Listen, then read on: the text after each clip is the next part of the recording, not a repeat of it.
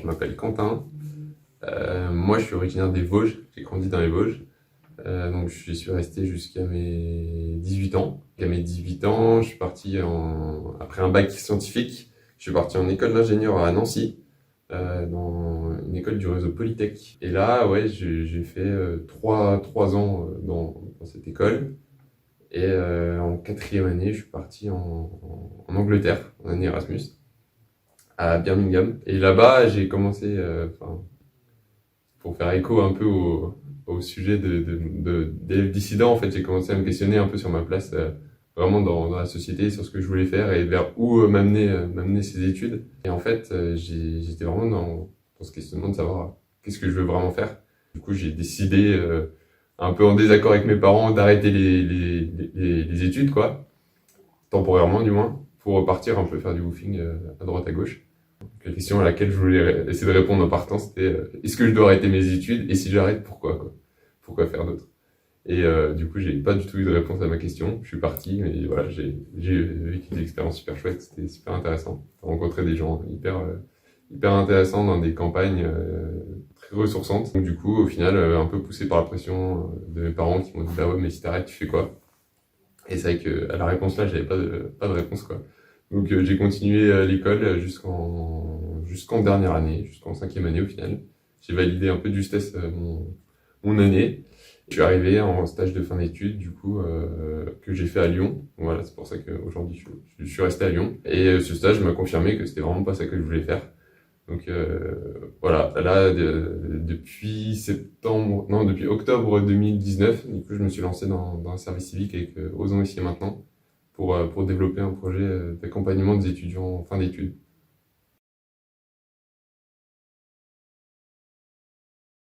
Élève dissident, c'est né en dernière année quand j'étais en cinquième année d'école d'ingénieur, au premier semestre, que j'étais encore en questionnement sur est-ce que je continue ou est-ce que j'arrête. Et en fait, à ce moment-là, je me suis dit, moi, j'ai jamais trouvé de réponse à cette question de est-ce que je continue, est-ce que j'arrête, et si j'arrête, pourquoi faire?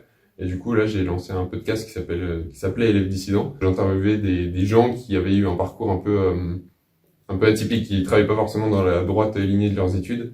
Et l'idée, c'était vraiment de montrer voilà, qu'il y avait d'autres rôles modèles qui existaient, qu'il n'y avait pas que la personne qui faisait des études d'ingénieur et qui finissait ingénieur chez Total, chez Alstom, chez machin.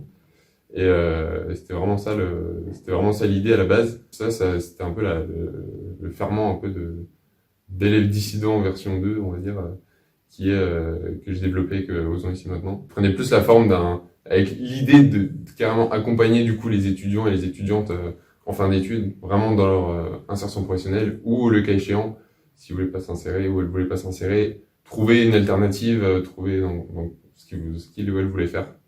Et du coup, l'idée de la dissidence, c'était vraiment voilà, de rompre un peu avec ses études et de pas être forcément dans la droite lignée, quoi. La volonté, c'était de m'adresser à des gens qui voulaient un peu changer les choses, quoi.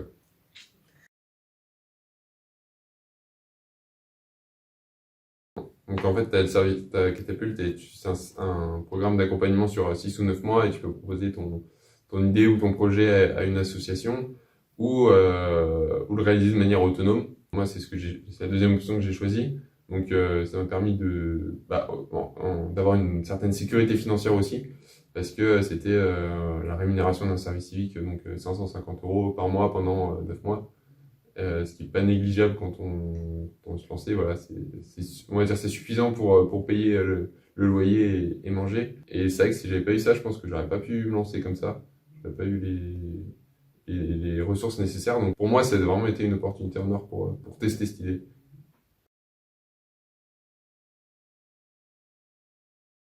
Un ou une élève dissident ou dissidente, c'est quelqu'un qui se reconnaît plus forcément dans les structures établies, dans un peu la structure hiérarchique de l'école, etc., ou de la société en général, et qui va chercher à s'en extraire ou à trouver d'autres voies pour arriver là où il ou elle a envie d'aller, quoi.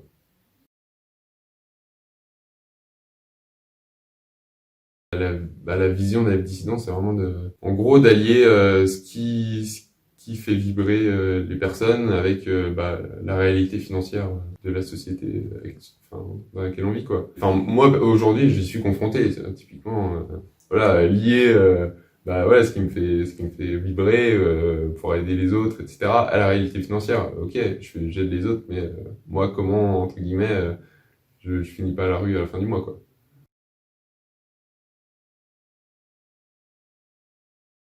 Donc, du coup, ouais, pour répondre à ta question sur ce que j'ai mis en place, donc ça fait depuis octobre 2019 que je suis sur le projet. Et l'idée, c'était, voilà, en fait, en gros, créer une. J'avais pas encore de vision claire sur si je voulais être freelance, si je voulais créer une entreprise, si je voulais créer une asso. Aujourd'hui, c'est vrai qu'il y a pas de statut juridique déposé sur LF Dissident ou quoi que ce soit. Mais l'idée, c'était vraiment de, voilà, de créer l'impact chez les étudiants en fin d'études et donc pour ça, ouais, justement, bah, j'avais ces podcasts-là. Pendant un moment, j'ai rencontré un éditeur qui était intéressé par le sujet de l'orientation en fin d'études et du coup, j'ai écrit un essai que je lui ai envoyé. Bon, ça a pas donné suite, mais c'était vraiment l'idée de réfléchir à enfin, par quel moyen je pouvais avoir un impact, plus qu'avoir un impact, faire passer des messages, dire, voilà, en gros, on n'est pas tout seul à se poser des questions et c'est normal de s'en poser, quoi. Et pas mal aussi d'ateliers participatifs où on vient discuter un peu de ses questionnements, de ses attentes et de ses peurs liées à son avenir professionnel. Les déclics qui m'ont mené à la création, je pense que déjà c'est plus que juste arriver à la création. Enfin, c'est la découverte de l'entrepreneuriat aussi qui m'a poussé, enfin qui m'a mené ici. Du coup, quand j'étais en troisième année d'école d'ingénieur, en fait, bah, j'ai arrêté d'aller en cours tout le deuxième semestre. Enfin, j'avais écrit une lettre à mes profs pour leur dire que j'arrêtais de venir. Et en fait, en parallèle, j'avais trouvé un boulot de livreur à vélo, mais dans une petite start-up en fait à Nancy. Et c'était vraiment génial. Du coup, c'était loin d'être le Uber Eats ou Deliveroo, le truc, le mastodonte quoi.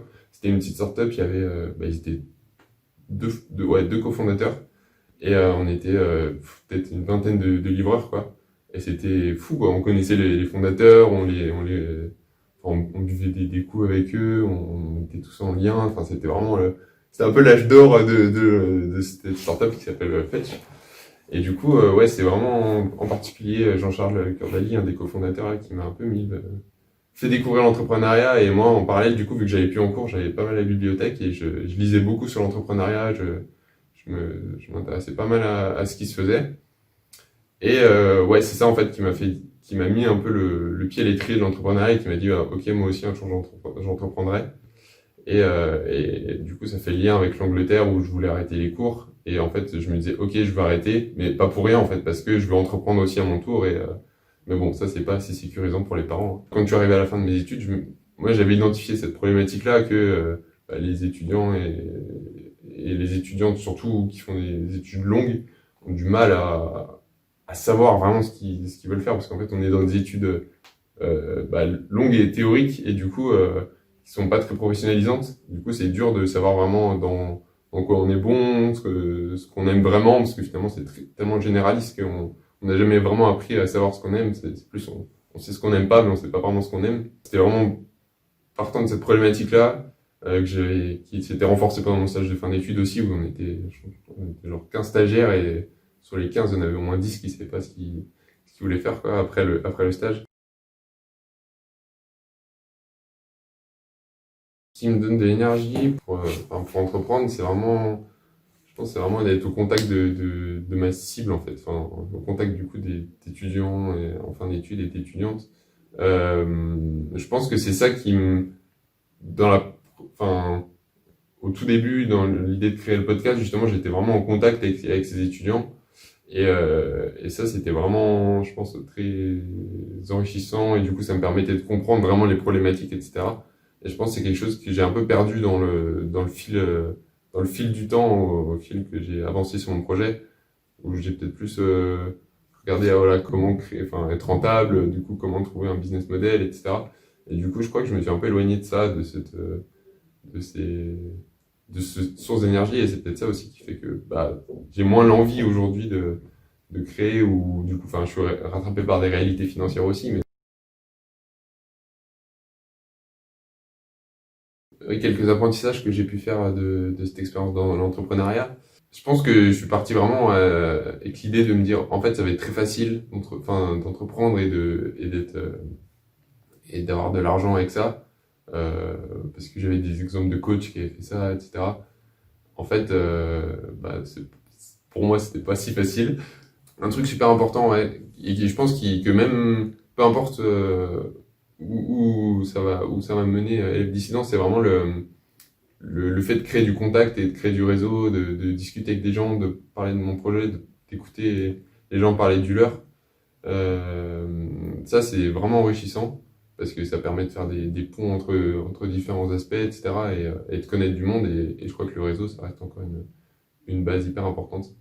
Ouais, un autre apprentissage, du coup, c'est vraiment l'importance de pas rester concentré absolument sur son projet, de pas passer H24 sur son projet, de pas passer sa vie sur son projet, d'avoir d'autres choses à côté et de garder du lien avec des amis, avec des gens, parler autre chose que du projet. Ça, c'est hyper important et du coup, c'est vrai que notamment pendant Catapulte, ça permet de prendre un peu de recul aussi sur le projet.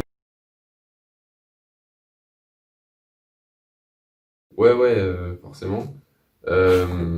Alors, bizarrement, j'ai pas trop rencontré d'obstacles pour rentrer en contact avec les gens. C'était assez, les gens souvent sont assez contents de parler de ce qu'ils font.